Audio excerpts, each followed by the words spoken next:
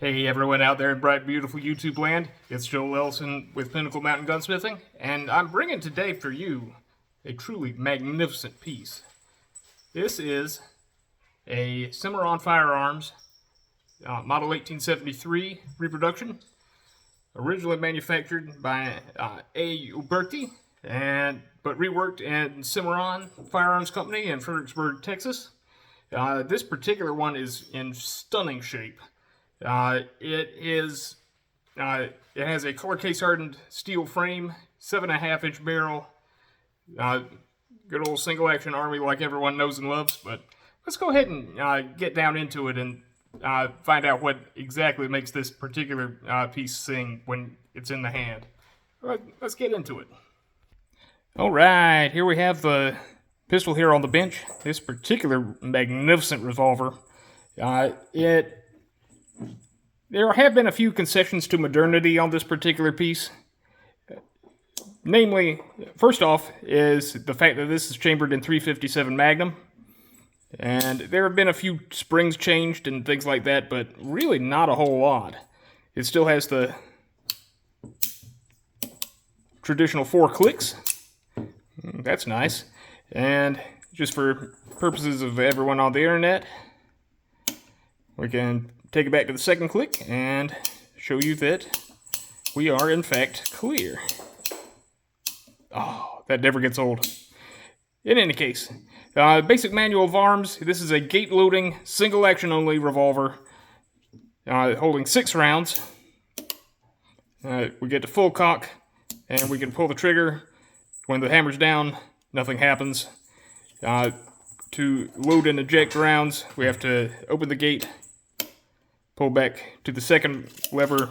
That way we can free roll the cylinder and run our ejector, which is this bit up here, which is spring loaded, through each of the 6 chambers. Ordinarily, most people, when they do carry something like this, would only load 5 rounds, and that's just a safety concern. Now, in order to carry this particular revolver, you would, if that's the hammer all the way down, you'd go to that first click. That's all the safety you have.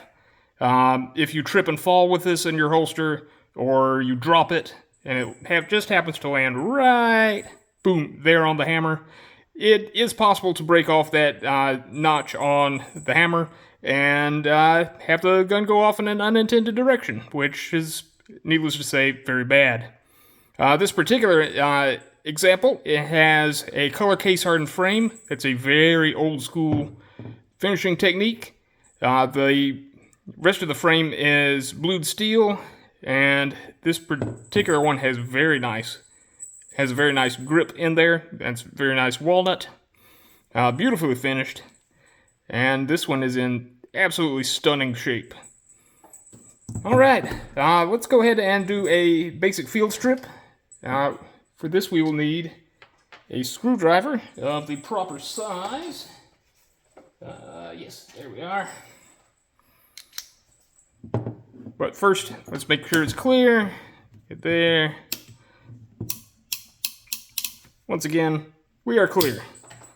And we find a screwdriver of the proper size. I have several of them laid out on my bench, but there we go.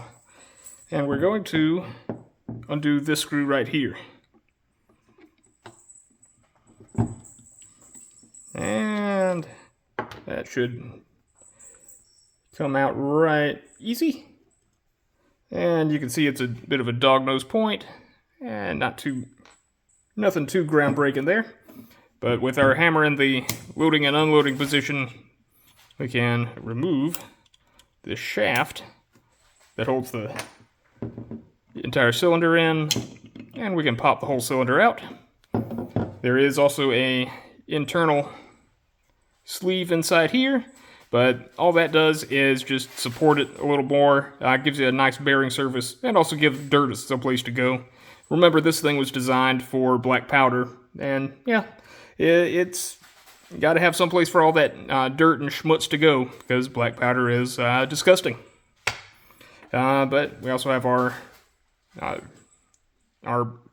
cylinder axis pin and that is nicely turned on the lathe. Not by me, but somebody. And we have our cylinder itself. You can see the notches where the hand turns it 1/6 of a rotation every time. But let's go ahead and lower our hammer. Now this is all you need to do to take it apart for cleaning and regular maintenance. And that's kind of it. However, this is such a nice revolver. I can take it a little further apart, and I'll show you how you can tell whether you have an original 1873 Colt or if you have an Uberti reproduction. Besides the barrel marking up here, let me turn around so you can see it a little better. Let's see if we can focus that. So there we go. Cimmaron Firearms Company, Fredericksburg, Texas. A. Uberti, Italy. That's the original manufacturer. And what Cimmaron does is they take guns made by Uberti and goes through them, fixes all the little minor errors, little manufacturing mistakes, and sells them as a much higher quality product. It's kind of weird that they can make a living doing that, but hey, if it works for them, hey, I'm all here for it. Let's see. After we have the cylinder removed, we can also take off the rear of the frame. And for that, I will need a specific screwdriver. And we can pop these loose a little bit. Generally speaking, it's best to kind of go a little along. Don't get in a hurry when taking apart one of these. That way, you can't get into any trouble. And of course, make sure all your screwdriver bits fit very well. I'm trying to do this on camera so y'all can see it. Right. There we go. And let's finish taking these two screws out. I know this is riveting entertainment. If you hear any background noise, that's probably the cats playing around. They're being very active right now. Yes, they like to play around in the background and mess around in all the stuff we have in the shop. Alright. And we can notice that those three screws, they're all very different. And two of them have a very thick head, one has a very thin head. And you can see where two screws came out and one screw came out. You can probably figure that out exactly which one goes where. Another good thing about this particular mode of design is that it's very hard to get screws in the wrong location. There are a lot of small parts, but it's hard to get them assembled wrong. There are different threads, different head sizes. If you screw up, it's going to be pretty obvious, relatively speaking. All right, let's go ahead and get into it. Next step we're going to need to do to get to disassemble is the mainspring here, and that's just held on with this one large head screw. There we go. A fair bit of torque is required to remove that, but once you do, it all just comes right out. And of course, you're not going to confuse that with anything else. Now, if you are unfamiliar with a particular gun, it's a good idea to make a little piece of cardboard and label which screws you get out of where and in what order. Take pictures. That's something I frequently do when taking apart guns that I've never seen the inside of, or things that I don't see every day. Or especially very valuable antiques that have irreplaceable parts that no one's made in 100 years. Things of that nature. But once we have the mainspring off, we have these three screws for the trigger guard. One up front and two in the back.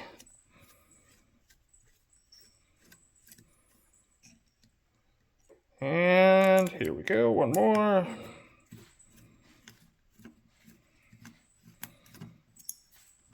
And here we are. I'm finished taking that first one out. There we go. And once we lift that, hey, here we go. Once the trigger guard's off, we can see the bottom of the frame. Alright, let's turn it around so you can see it read it a little better. Here we have A. Uberti, Italy. The primary manufacturer. Wipe off a little oil here. Our serial number, proof marks. The N means it's proof for smokeless powder, as in nitro proof. Right here we have the year it was made, 2018. And also our serial number. And yeah. Alright, next up we have... let's see if I can remember which one I did next. We have a small spring that holds in the loading gate and also biases it to either the open or closed position. And we can use the same screwdriver right here to get that screw out. It doesn't matter if the loading gate is open or closed, but this is just the order I prefer to go in.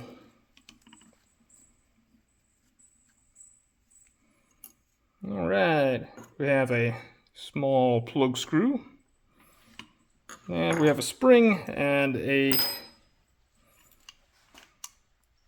little follower there. The follower might not come out. That's fine. But yeah, just a regular small coil spring. Not the smallest on this whole revolver, but pretty close. And once that's out, the whole gate can come right off. Yeah, these are really very simple guns.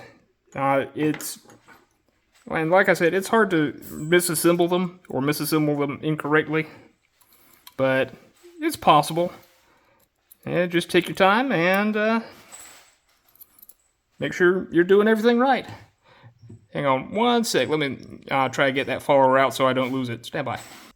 All right, here we are. We're back again. I just had to bop the frame a little bit on the bench just to make sure that little follower got out of there. All right, another part that we can get out. I've already drawn the hammer back a little bit to ease tension on the spring here, but right there is a small set screw that holds the little spring and follower in a similar arrangement that puts tension on the hand. Yeah, that's the hand right there. It's attached to the hammer, but unlike the originals, there's not a leaf spring powering it. There's just a small coil spring. Part of that is just modern manufacturing methods. It's a lot easier to just machine one part, then install it, and just put in a spring that somebody else has made, rather than make the whole spring and the whole part yourself, and keep all the machining correct and straight, and forge it all together. Yeah, that's a pain in the neck. Alright, I've gotten the plug out of there, and what should follow is the spring, and it's just taking its time getting out of there. And there's also a small follower, which if you shake it, it should come right out. Seeing as how there's no tension left on it on the inside whatsoever.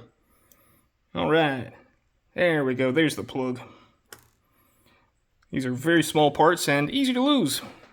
Ask me how I know. In any case, let's go ahead and we can take out our the cylinder stop and the trigger, and then take out the hammer, and then we're almost done. Alright, let's go ahead and take out the spring that powers those two pieces. That's not quite the right bit, but let me switch bits briefly. There we go. There we are. And just rotate that screw. This very much reminds me of that 1853 Colt Navy that we took apart in actually the first episode ever on our YouTube channel. If you do, go check that episode out. After this one, please be gentle. I was new to YouTube and videos and things of that nature, so yeah, don't judge me too harshly, please. In any case, we can now take out these two screws, and you can probably guess which one holds in the hammer and which one holds in the cylinder stop. And also notice how the trigger is offset to that side. That's so that it fits in the offset notch in the trigger guard. Hey, it's like they made it easy to take apart and put together. Here we go. These screws are identical, but I like to keep them together, just kind of like that. That makes it easier on reassembly. And in case there's any discrepancy in them then that I haven't noticed, then, well, you know, that way I don't have a problem later. Hey, yeah, a little care and attention at the beginning of the process really takes care of a lot of problems that you might come up with along the way. That's true for lots of things in life. Kind of like my other saying that that a buck in books saves a grand in stupid. And that's something I live by every day. Let's see. I've heard it said, I'm also taking out the hammer pivot pin, and that'll allow us to remove our hand and hammer. And here we go. Ta-da! You're not going to confuse that with anything else. And our hand and hammer just come right out the bottom. All right. Boop. Yep, just slides right into that right there. Oh, and let's see, on our grip here, I also have our wooden grip in case you ever need to get it removed. Oh, we could just admire some of the craftsmanship on the inside there. Yeah, they really knew what they were doing, and I've heard it said that if you look at the back of a piece of furniture or the insides of drawers and they're still well finished, that's when you have a good piece of furniture. Same with guns. If someone gave a crap about the inside when they really didn't have to, that means you have a good piece and someone who really cared about what they were doing instead of just making a paycheck. In any case, we have, it's a little bit rough cast in there, but you know what? That doesn't really matter. The inside of the grip, if I don't drop it, is very smooth, but has enough space in there to allow for movement of our mainspring, which is actually quite beefy. Let's see, only other part in here is our ejector rod. And that's just held on with one little screw up here. I'm going to compress the spring a little bit just with my finger, just to ease a little tension off. Let's see if this, nope, I think we'll need a different screwdriver bit. Stand by as I change that live. Here we go. Well, it's not live from when you're watching this, but for me it's live. Alrighty, we can just unscrew that screw. And I think we're loose. And dump her out. Or just keep unscrewing because there's more threads. This is just threaded directly into the barrel. Not a whole lot going on there. There we go. And be sure to ease it forward a little bit, because you have quite a bit of spring. And you don't want that to kink or anything. Once that's out, you can take out our nice shoulder screw, and you can slide this, whoop, ba-doop, ba-doop, ta-da, and that's the ejector. Alright, that is all the easily accessible parts that you, as the owner, can get to. And you don't have to take it apart this far in order to just do basic service, but, you know, you can if you want to. And for cleaning purposes, it's never a bad idea. It's kind of like changing your oil more than you absolutely have to. You know, it's a good idea, and does it really hurt anything? No, not unless you lose parts. So yeah.